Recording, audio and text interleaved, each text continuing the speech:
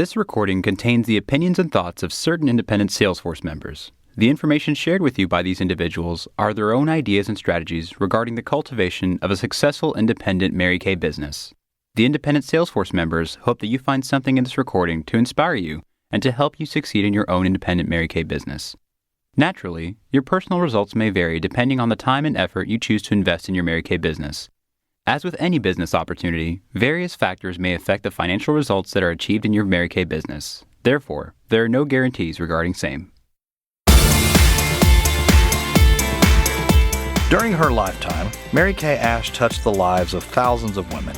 She was a businesswoman, a role model, a leader, and to many she was a dear friend. For those of you who didn't get to know Mary Kay, you have the chance now. In this CD, Independent Senior National Sales Director Sue Kirkpatrick takes you on a walk down memory lane. Sue shares some personal stories about Mary Kay that will warm your heart and make you say, "Thank you, Mary Kay." Oh, thank you. I have been, so excited about doing this. I can't tell you, this was one of the most emotional things and yet the easiest things I've ever done because I get to talk about Mary Kay today. And I'm very grateful for that privilege of sharing with you about Mary Kay the person. Now I have two goals during my short time. The first one is to walk down memory lane with those of you who were privileged to know Mary Kay and be mentored by Mary Kay. And my second goal is to share so those of you who didn't have that privilege will feel like you know her by the end of the time. So are you with me? I believe that we still can learn volumes from her example because we learned even more by what was caught than what was taught. Because Mary Kay truly was the same off the stage as she was on the stage. And it really was our goal to have people say that about us. We wanted to be the same off the stage as on the stage. Mary Kay came to Newcastle, Indiana twice to honor our unit for being a top unit. And the first trip, her husband Mel came with her. So I want you to picture this. Irma, her assistant, calls me and says, "Mary Kay wants to come visit you." Now you have to understand, I lived in this little town of 17,000 people and we had one motel. Not hotel, motel. So I said to Irma, well, why don't we have Mary Kay stay in Indianapolis and we'll get her back and forth and then she can stay in a nice hotel that I consider Mary Kay worthy. And she said, oh no, Mary Kay wants to stay where you live. So I got the very best room at the little motel, the bridal room, and it was still the same as all the other little table by the door with the little two chairs, and you walk in and there's the mirror, you all got the picture. But this one was different, this bridal room.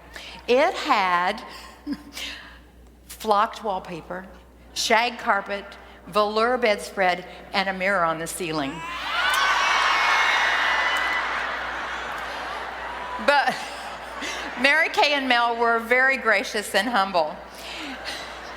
The first time she visited, I was too embarrassed to have her in my home because we'd been in business 5 years and Kirk and I had made the business decision to put all of our money back into building the business in my travel and the things that it took to build a business quickly.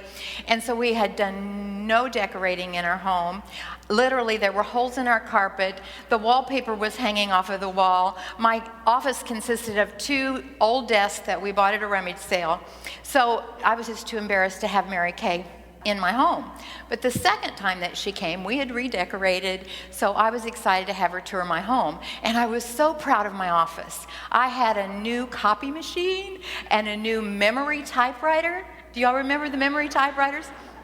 A new furniture, and she was very complimentary, but she was pensive, and she said, you know, this business can be run out of kitchen drawer. I now realize that she was figuratively speaking, and what she was saying was my role was to be out with the people. Growing people does not take much room. I had a great support system, and the support system should have the office. So Mary Kay was a master at time management because she was a master delegator. She surrounded herself with competent people, and then she expected and trusted that they would do their jobs. She taught us how to pay someone else to do the penny jobs, and we do the dollar jobs. She had a very strong work ethic and was the epitome of discipline. She expected excellence in us. She wanted us to maintain our priorities of God first, family second, and career third, but she reminded us often that our Mary Kay careers should not be 7th, 8th, or 16th. She was also a master of compartmentalizing, and this is a skill that I like to teach anytime I have a chance to speak in front of women, but in my limited time, I'm going to give you the abbreviated version. I'd like you to all close your eyes right now and picture that inside your head, you have a compartment for every role that you play in your life. Now I want you to put doors on all of those compartments, and now open all the doors. Are you overwhelmed? A lot of us walk around with all of our doors open all the time. And that's why when something is going wrong in one area of our life, we shut down and can't function in any other area. Mary Kay was an example of being able to compartmentalize, because when we open them one at a time, it allows us to be present in the moment and focused on where we're supposed to be. Mary Kay, there was a conference in St. Louis 3 or 4 days after her husband Mel died. And none of us expected her to show up, but she came. We were her third priority, and she wanted to fulfill that commitment to us. She could grieve later.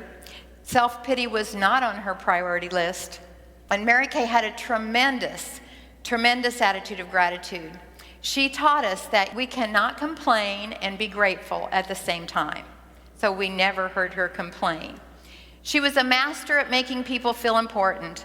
I remember walking with her through the back kitchen at the Fairmont Hotel to get to the backstage, and she stopped and spoke to every person, asking them how they were, and if they did not say, "I am great," she told them that she wanted them to say great because they were. She valued all people in every life station. She was an example of showing respect and acceptance to everyone she met. She definitely knew how to make people feel important with little details. She wrote personal thank you notes. She baked cookies for the DIQs. And since Thanksgiving was her favorite holiday, the first top 10 director trip that we were on, she made her complete Thanksgiving dinner and served it to us in her home. Our children planned a surprise 40th birthday party for me, and in their naivety, invited Mary Kay. Of course, she couldn't come, but in the middle of the party, the phone rang. Now, this was back when you still answered the phone when the phone rang. The phone rang, and she said, "Sue, this is Mary Kay. I understand that you are having a party today, and I just wanted to say happy birthday." As a new NSD, I broke my ankle right before seminar, and she had Irma call me and offer me her sequenced cast cover because she too had had a broken ankle. It's those little details that showed us that she cared about people. She taught us by her actions that it's nice to be important, but it's more important to be nice. How we treat others is more important than what we've accomplished or who we know. Family.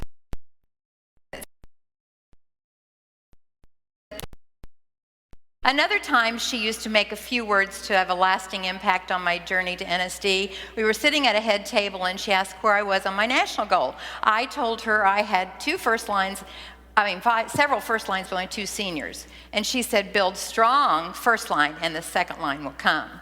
She also reminded me that when we help enough other people get what they want and need, we will have what we want and need. One of the privileges of leading a top unit every year for 15 years was the opportunity to come to Dallas to teach new directors. A conference with Mary Kay was included in that privilege. I remember sitting across the desk from her one of those times, and she shared what was on her heart.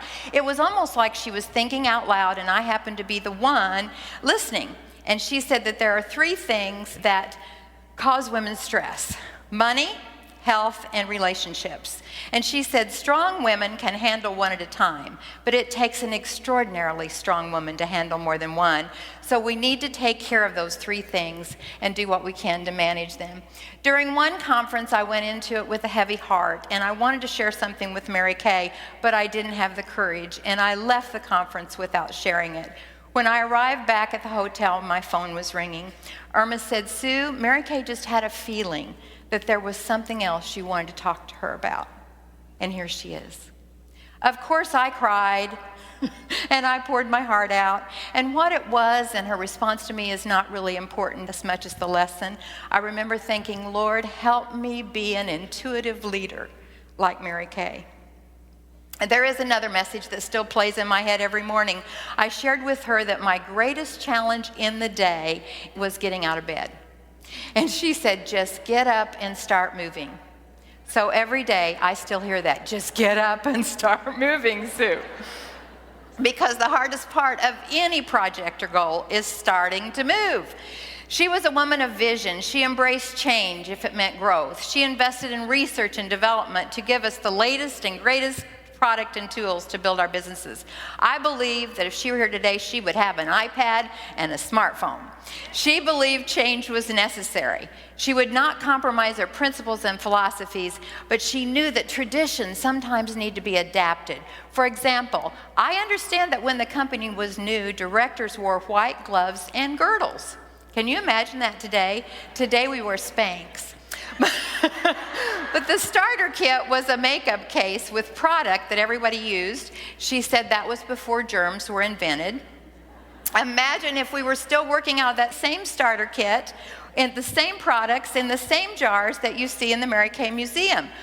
Would we still be in business? Sometimes change can be difficult for us because we think it will compromise our Mary Kay way of doing things. When we're struggling with change, let's ask ourselves if this change is a tradition or a philosophy. Traditions may need to change with the marketplace. Mary Kay's philosophies of the Golden Rule, Go Give Spirit, God First, Family Second, Career Third are what set us apart from every other company. They must not change. It is up to us to work with the staff to make sure that her philosophies and principles are preserved. Mary Kay loved the Lord and was not hesitant to share her faith. My first seminar, I remember in her speech that she encouraged us to take God as our business partner and claim the verse, Philippians 4:13, I can do all things through Christ who strengtheneth me. What did that do for me? It took the pressure off. I didn't have to wait until I felt capable on my own, because if I wasn't capable, He was. She often taught with parables from the Bible. She used the parables of the talents to teach us that to whom much is given, much is expected. One seminar, she gave us a mustard seed heart charm and told us if we have the faith of the grain of a mustard seed, we can say to the mountain, move from here to there, and it will move. Nothing will be impossible for you. She told us that we couldn't outgive God. At one seminar, she gave us a charm that had 2 shovels on it. One was large and one was small. She told us that when we give to God, He gives back far more abundantly than we can ask or think. Mary Kay was passionate about her mission of enriching women's lives. She created an arena where we could grow in all areas of our lives. She believed that success was a total picture. She wanted us to have it all. She wanted us to give this opportunity to women to work at home, to be in control of our time, and to be paid what we are worth. She wanted us to become all that God intended us to be. Mary Kay loved us. She said that in most companies, P&L stands for profit and loss. In her company, they stand for people and love. When she would come out on stage on opening day at seminar, we would always tear up. We didn't worship her. We just had such a sense of overwhelming gratitude. We were grateful that she had the courage to act on her dream and that we were a part of it. Our lives were changed because of it. She told us that we were her daughters, and she asked us to pass it on. Mary Kay was the single most influential woman in my life. She's made an eternal difference in my life and the lives of multitudes. When I am an emeritus, I will still be passing on her wisdom at women's events at churches. Her principles are timeless and they're priceless. Mary Kay gave each of us a gift. Will you commit to passing that gift on to future generations? Thank you.